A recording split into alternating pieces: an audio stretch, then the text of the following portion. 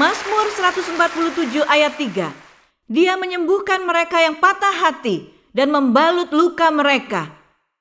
Allah selalu peduli kesembuhan. Dia menyembuhkan yang patah hati. Umumnya kita membicarakan mengenai kesembuhan dalam tubuh. Hari ini saat Anda duduk di sana, kaki Anda sakit, punggung Anda sakit, leher sakit, seperti leher saya sakit, dan Anda begitu butuh sekali, sangat butuh sekali kesembuhan. Tapi apakah Anda mengetahui ada saat kesembuhan terbesar terjadi, keajaiban terbesar terjadi di dalam hati manusia? Terkadang kita melupakan bagian terpenting di dalam hidup kita, di dalam tubuh kita, yaitu yang selalu sakit sepanjang waktu. Hari ini saya mau bicara kepada Anda mengenai kesembuhan emosi, kesembuhan atas patah hati. Ada begitu banyak orang menulis kepada saya, kepada tim saya, dan kami berusaha melayani mereka. Banyak orang, ratusan, terkadang ribuan dari mereka meminta kesembuhan. Aku mau kesembuhan yang Anda isik ablak katakan. Aku mau menerima kesembuhan itu. Aku mau keajaiban. Dan banyak di antara mereka dan di antara Anda yang duduk di sini hari ini, Anda begitu depresi dalam hati untuk kesembuhan. Hanya untuk hati Anda. Bagaimana Anda tahu hati Anda terluka? Bagaimana Anda tahu Anda membutuhkan pertolongan yang besar atas kesembuhan emosi? Bagaimana Anda tahu? Mungkin sesuatu telah terjadi bertahun yang lalu yang menghancurkan hati Anda, seperti perceraian, ditelantarkan, seperti penolakan, seperti tertolak oleh orang tua Anda, atau sebuah pengkhianatan. Saya pernah mengalami hal itu. Di banyak kejadian saya dapat mengenali penderitaan Anda. Dan saya juga melihat ke belakang dan melihat pada hari di mana Allah menjamah saya dan menyembuhkan saya karena Yesus Kristus itu nyata. Dan Dia adalah penebus yang hidup. Dia penyembuh yang hidup. Dan Anda dapat pergi kepadanya hari ini untuk hati Anda. Sesuatu terjadi bertahun-tahun lalu dan kita hanya mau melupakan dan memulai keseharian hidup kita dan kesulitan harian dan pekerjaan, dan tanpa menyadari bahwa suatu tempat di tubuh kita, dalam keberadaan kita, sedang tersakiti 24 jam. Ada seorang wanita menulis kepada saya, dia umur 60 tahun, dan dia berkata, "Saudariku Isik, saya telah tersakiti. Saya punya kesedihan hati yang sudah saya bawa selama 50 tahun. Dia berkata, hingga saya mendengar Anda berbicara, saya tidak pernah tahu saya mengalami patah hati. Hingga saya mendengar Anda berbicara, saya tidak tahu bahwa saya depresi selama 50 tahun. Dan setelah Anda berbicara, baru saya mengenali masalahnya. Saya menghadapi musuh saya, yaitu saya sendiri yang adalah dirinya," kata wanita itu. "Dan saya bisa pergi kepada dokter Yesus. Dokter Yesus. Dan Dia menyembuhkan hati Anda. Bukankah begitu mudah?" Dan ya, karena musuh datang dan berkata kepada Anda, apakah semudah itu? Ya, Yesus Kristus membuatnya menjadi mudah. Disalib, ketika Dia mencurahkan darahnya. Bagaimana Anda tahu Anda memiliki patah hati? Bagaimana Anda tahu Anda membutuhkan kesembuhan emosi? Karena tahukah apa yang terjadi? Sesuatu yang sangat kecil terjadi dalam hidup Anda. Seseorang berkata sesuatu atau sesuatu yang sangat-sangat kecil, tapi reaksi yang Anda berikan sangat besar. Kemudian Anda bertanya, kenapa aku melakukan itu? Itu bukan hal yang besar. Dan di masa hidup saya memberikan reaksi seperti itu. Dan kemudian saya melihat ke belakang. Saya merasa malu dan tersipu. Dan berhadapan dengan rasa bersalah dan penghukuman. Karena saya tidak tahu bahwa saya berlari dengan kaki yang cacat. Dengan hati yang terluka yang sama. Sangat mirip. Dan saya tertatih dan terluka. Dan saya tidak tahu kenapa saya memberikan reaksi seperti yang saya berikan saat itu kepada orang lain. Jika saya tidak lakukan, saya akan terus tersakiti. Saya masih mengalami kepahitan dalam hati saya. Ada seorang wanita datang ke gereja kami ketika saya dan suami saya sedang melayani. Dan wanita ini sekitar umur 50-an, wanita ini datang dengan begitu banyak masalah yang sangat mengerikan dan penuh kekerasan. Kami tahu sedikit tapi tidak secara keseluruhan. Sampai suatu hari, setelah kami selesai ibadah di gereja dan semua orang sudah pergi dan dia ingin berbicara dengan saya dan saya mengatakan satu hal kepadanya yang membawa kepada level manifestasi yang sangat luar biasa, kemudian pelepasan dan kesembuhan. Saya hanya berkata satu hal kepadanya, Anda seorang wanita yang baik. Anda seorang wanita yang baik. Dan saat saya berkata seperti itu, ucapan ini memicu sesuatu pada wanita ini dan dia benar-benar lepas kendali. Dia menyerapah, dia terus menyerapah, menyebut-nyebut nama saya dengan semua jenis nama dan saya memandanginya. Apa yang sedang terjadi di sini? Apa yang saya lewati di sini? Pernahkah terjadi pada Anda? Anda berkata-kata kepada satu individu dan Anda mendapatkannya di luar porsi Anda dan ledakan besar, ledakan. Dan Anda berkata, apa yang saya lewati? Apa saya mengatakan sesuatu yang salah sehingga ini terjadi? Apa yang terjadi? Dan saya menatapnya dan saya bahkan bisa merasakan ludahnya mengenai wajah saya. Pada saat wanita itu berteriak dan saya belum begitu masuk pada pelayanan pelepasan dan semacamnya itu. Saya juga tidak tahu kalau itu adalah bentuk dari manifestasi dari kehadiran roh jahat. Dan saya tidak tahu. Jadi saya menatap wanita itu dan sesuatu di dalam diri saya berkata, jangan diambil hati. Roh Kudus berbicara kepada saya dan berkata, jangan diambil hati. Dan saya berdiri dan menatapnya. Sementara ia terus dan terus berteriak. Dan kemudian setelah beberapa waktu saya membiarkan wanita ini melepaskan, mencurahkan, memuntahkan semuanya. Semua yang ada di hatinya dan saya datang dan memeluknya. Saya tinggal di sana bersama dia seperti ini dan dia menangis dan hancur dan dia terus berulang kali berkata, Anda tidak tahu, Anda tidak tahu, Anda tidak tahu. Wanita ini tidak bisa berhenti berkata, Anda tidak tahu. Dan saya tidak tahu. Saya tidak tahu rasa sakitnya. Saya tidak tahu kesedihan hatinya. Saya tidak tahu apa yang ia lalui. Dan kemudian setelah wanita ini tenang, kami duduk bersama dan saya tetap masih diam. Apakah Anda tahu jawaban yang terbaik yang dapat Anda berikan pada seseorang adalah tinggal diam dan tidak melakukan apapun. Terkadang jawaban yang terbaik adalah diam. Terkadang bisa menjadi jawaban yang buruk jika Anda diam saja dan Anda menggunakan itu sebagai alat penolakan dan bersikap dingin. Tapi terkadang itu hal terbaik ketika Anda melihat individu yang terluka dan Anda tidak berusaha memperbaikinya. Berani sekali Anda mengutuki saya terus dan berbicara dengan saya. Tolong pergi. Tinggalkan tempat ini sekarang. Jangan lakukan itu. Jika Anda lakukan itu, Anda tidak bisa berada dalam pelayanan. Kemudian wanita ini duduk dan dia menjadi tenang sekali. Kemudian dia berkata, saudariku Isik, saya seorang gadis kecil. Saat ibu saya terbiasa membawa saya ke rumah seorang laki-laki tua yang membayar tagihan kami. Dan ibu berkata kepada saya, sekarang pergi bersama lelaki tua itu ke kamar dan jadi gadis yang baik. Saya benci, katanya. Anda dapat melihat amarah itu kembali ketika orang memanggil saya gadis yang baik. Ketika mereka berkata jadilah gadis yang baik, saya benci itu. Saya tidak tahan. Dan saya tidak mengetahui masa lalunya. Anda lihat saat Anda melihat individu secara kasat mata, Anda akan berkata, apa masalah Anda? Apa yang sedang terjadi? Tapi ada luka yang dalam.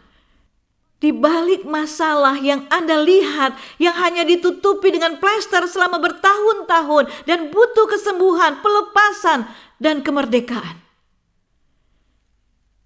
Kemudian kami duduk dan berdoa. Dia menangis, kami berdoa, kami berbicara.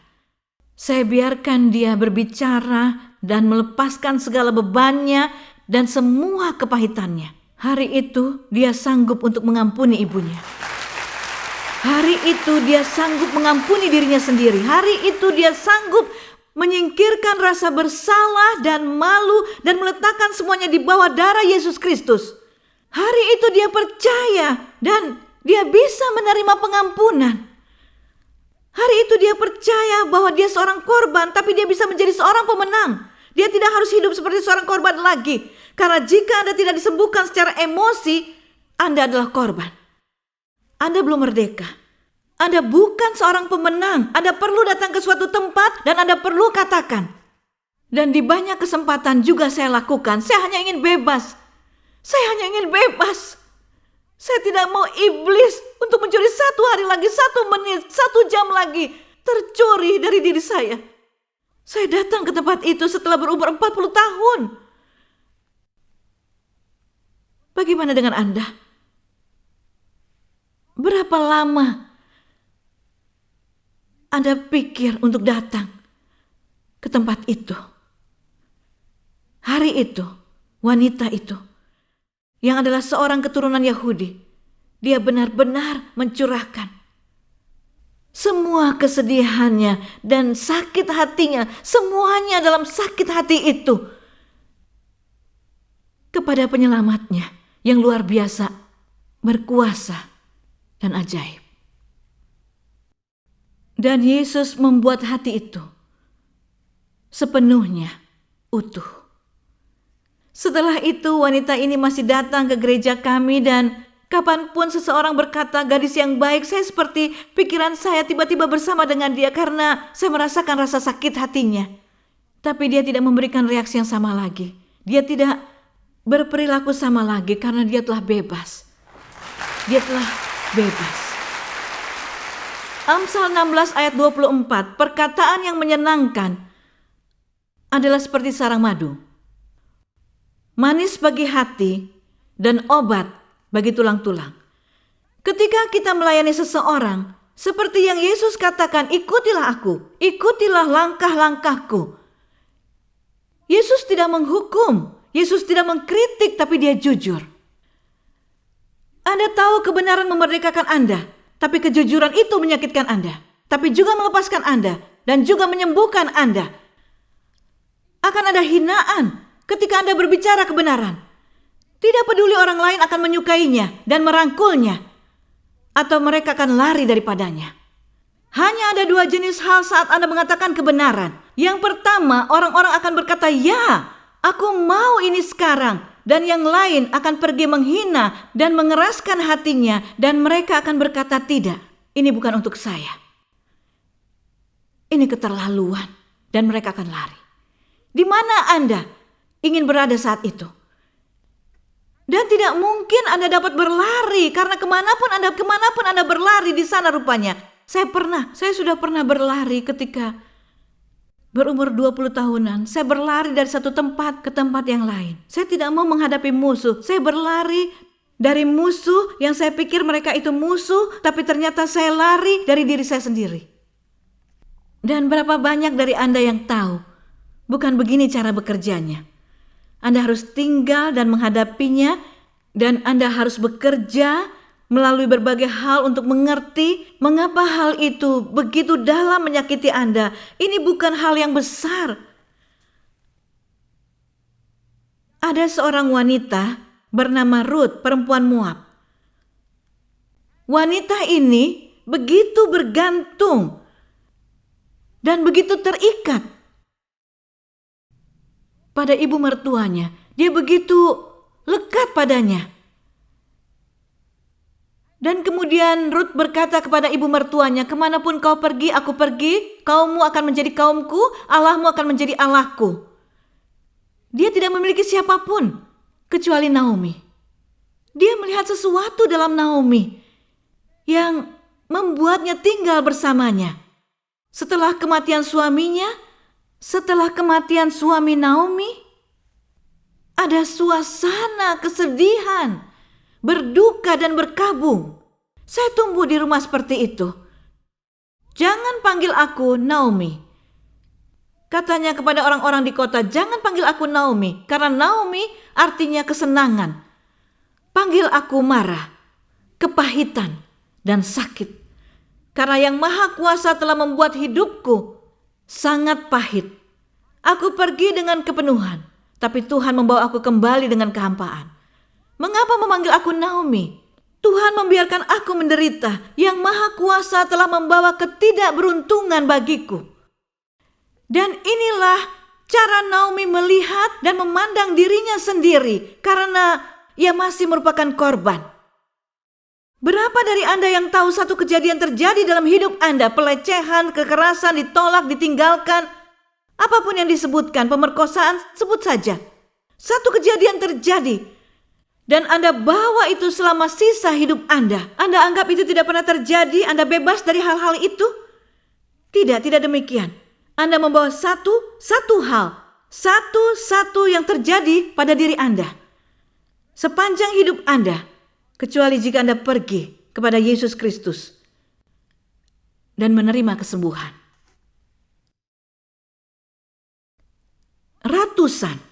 Ratusan orang menulis kepada kami dari seluruh dunia, dari Pakistan, Afghanistan, Arab Saudi, Iran, Irak, Turki, Amerika, Kanada, Meksiko, Kenya, Ethiopia, Norwegia, Swedia mengalami depresi dan bunuh diri dan butuh kesembuhan emosi.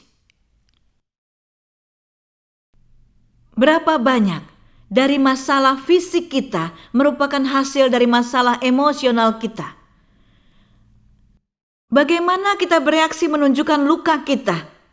Luka kecil tapi kita memberikan respon yang begitu besar. Anda tahu yang sedang terjadi di sini bukanlah masalah yang sebenarnya. Ada luka di balik masalah itu. Jika Anda tidak disembuhkan dari luka emosi, Anda akan membukakan pintu bagi roh jahat. Dan jika Anda tidak menghadapinya, mengatasinya, dan jika Anda tidak mencari kemerdekaan melalui Yesus Kristus, maka Anda membukakan pintu pada pasukan roh jahat. Kecuali jika Anda disembuhkan secara emosi, Anda tidak akan bebas dan tidak akan memiliki sukacita dalam hidup Anda. Melampiaskan, memuntahkan, bukan selalu berarti hal yang buruk. Ini bukan caranya kekristenan bagi sebagian besar orang. Tapi jangan takut pada manusia yang bilang apa yang mereka pikirkan dan rasakan sekalipun mereka salah, dibandingkan dengan mereka yang diam saja dan bersembunyi. Dan akan selalu ada waktu untuk manifestasi dari yang satu ke yang lainnya. Dan Anda harus menghadapinya. Ibrani 9 ayat 22. Allah mengharuskan hampir segala sesuatu disucikan hukum Taurat melalui darah, dan tanpa penumpahan darah tidak ada pengampunan. Dan ada saat dalam hidup kita, ya, kita harus mengampuni orang. Tapi ada saat lain dalam hidup kita harus mengampuni diri sendiri. Banyak orang hidup dalam keputusasaan mereka dan hidup dalam depresi karena bukan hanya karena mereka tidak mengampuni orang lain yang menyiksa dan menyakiti mereka. Mereka juga memiliki masalah dengan mengampuni diri sendiri. Mereka mendiskualifikasi diri mereka sendiri dari sukacitanya Tuhan dan berkat Tuhan. Rut 4 ayat 13-17. Jadi Boas mengambil Rut dan dia menjadi istrinya. Ketika Boas bersetubuh dengan dia, Tuhan mengaruniai Rut sehingga mengandung dan melahirkan seorang anak laki-laki. Para wanita memuji Naomi. Terpujilah Allah yang hari ini tidak meninggalkan engkau tanpa seorang penebus, kerabat penebus. Biarlah anak ini menjadi termasyur hingga ke seluruh Israel. Ia akan memperbaharui hidupmu dan menopang engkau pada masa tuamu. Dan untuk menantu perempuanmu yang melahirkannya, yang mengasihi engkau dan yang lebih baik dari 7 anak laki-laki. Lalu Naomi mengambil anak itu di pangkuannya dan merawatnya. Perempuan yang tinggal di sana berkata kepada Naomi, Naomi memiliki putra dan mereka menamakannya Obed. Dialah ayah dari Isai, ayah dari Daud, dan silsilah dari Yesus Kristus. Mungkin saat ini Anda duduk di sini hari ini atau Anda menonton siaran ini di seluruh dunia dan Anda bertanya, masih adakah harapan untukku? Dan sesuatu terjadi pada Anda bertahun-tahun yang lalu dan Anda terus membawa rasa malu dan bersalah, luka dan juga sakit hati. Dan semakin lama Anda membawanya, semakin berat. Anda tahu berdasarkan statistik, kebanyakan orang menderita secara psikologi, mental, dan emosi atas apa yang telah terjadi pada mereka sebelum umur 11 atau 12 tahun. Tidak peduli jika mereka sekarang berusia 60-an, 70-an, atau 80-an. Mereka melewati hidup dengan halangan, duka, dan kesedihan. Tidak ada sukacita dalam hidup mereka. Dan ini seperti mereka menunggu untuk hidup melewati mereka. Dan mereka telah melewatinya. Yesus pernah patah hati. Yesus pernah dikhianati. Yesus pernah ditinggalkan. Hari ini jika ada satu hal yang dapat saya katakan, Yesus Kristus tahu rasa sakit Anda. Ia diludahi, dipukuli dan dilukai. Orang-orang menampar wajahnya dan berkata, jika engkau adalah Mesias, katakan siapa yang menamparmu? Anak Allah, anak manusia, diremehkan dan dipukuli dan ditendang dan dilukai, disakiti. Untuk membawa rasa sakit Anda dan mengerti penderitaan Anda. Jika Anda tersakiti, saya punya kabar baik untuk Anda. Yang perlu Anda lakukan adalah percaya. Dan Anda tidak perlu membawa ini lebih lama lagi. Yang perlu Anda lakukan adalah untuk berkata, ya, aku punya rasa sakit ini. Dan aku tidak mau hidup dengan rasa sakit itu. Yang perlu Anda katakan adalah aku tidak mau membawa beban ini bersamaku sepanjang umurku. Aku sudah membawanya begitu lama dan tidak mau lagi. Aku tidak peduli jika aku hanya punya 1 hari untuk hidup. Aku akan menerima kebebasanku. Aku akan menerima berkatku dari Yesus Kristus. Sebelum saya mengundang Anda ke altar untuk berdoa dan mencari kemerdekaan dan kesembuhan emosi, kesembuhan atas sakit hati Anda, saya juga mengundang Anda jika Anda belum kenal Yesus Kristus sebagai Tuhan dan Juru Selamat, undang Dia ke dalam hati Anda. Yesus Kristus telah mati di kayu salib bagi dosa Anda. Dia mati di kayu salib untuk belenggu Anda. Dia mati di kayu salib bagi kebebasan Anda. Dia mati di kayu salib untuk mengangkat kutuk dari kehidupan Anda dan hidup keluarga Anda. Dia mati di kayu salib untuk kegelapan Anda dilenyapkan. Dia mati di salib untuk sakit hati Anda. Dan jika Anda terima Yesus Kristus hari ini sebagai Tuhan dan Juru Selamat dan menerima bahwa Dia telah mati dan mencurahkan darahnya di Kalvari bagi Anda akan bebas dari penghukuman abadi, dari api neraka abadi. Tapi bukan hanya itu, melalui salib itu, melalui darah yang tercurah itu, Anda akan dibebaskan dari rantai Anda dan dari belenggu Anda. Anda akan dimerdekakan dari sakit hati dan Yesus Kristus dapat membuat hati Anda penuh hari ini. Dengan doa yang sederhana, katakan, Yesus, aku percaya Engkau telah mati di kayu salib bagiku. Aku percaya Engkau telah bangkit dari kematian pada hari yang ketiga. Tolong ampuni dosaku. Tolong ampuni aku. Dan jadilah pusat dari hidupku. Hari ini aku menyerahkan hidupku kepadamu. Aku menyerahkan kehendakku padamu. Aku menyerahkan sakit hatiku kepadamu. Datang dan pulihkan aku. Ubah aku. Jadikan aku penuh dalam nama Yesus. Amin. Jika Anda berdoa seperti ini hari ini, Anda telah lahir baru. Saat saya di agama sebelumnya, saya tidak tahu hal ini. Dan begitu sering saya ingin terlahir kembali karena kehidupan yang saya hidupi adalah berantakan, kacau, gelap, tersiksa. Dan ketika seseorang memberitahu saya, apakah Anda ingin lahir kembali? Saya seperti, wow, tentu saja saya mau. Siapa yang tidak mau memiliki kesempatan baru? Siapa yang tidak mau memulai dengan fresh? Dan Yesus Kristus memberikan Anda kesempatan, harapan, tidak hanya satu kali, tidak hanya dua kali, selama Anda masih bernafas, selama Anda masih hidup, Dia berikan kesempatan kepada Anda.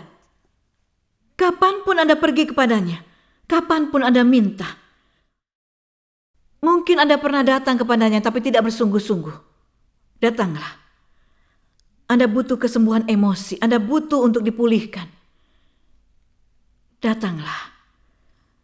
Hati Anda sedang sakit hari ini dan Anda perlu melepaskan semuanya di hati Anda dengan doa yang sederhana. Datanglah Tuhan, ambil semuanya di hatiku.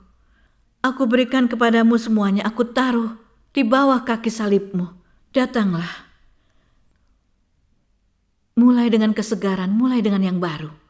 Dan semua yang perlu Anda lakukan adalah untuk menerima, percaya, dan terima.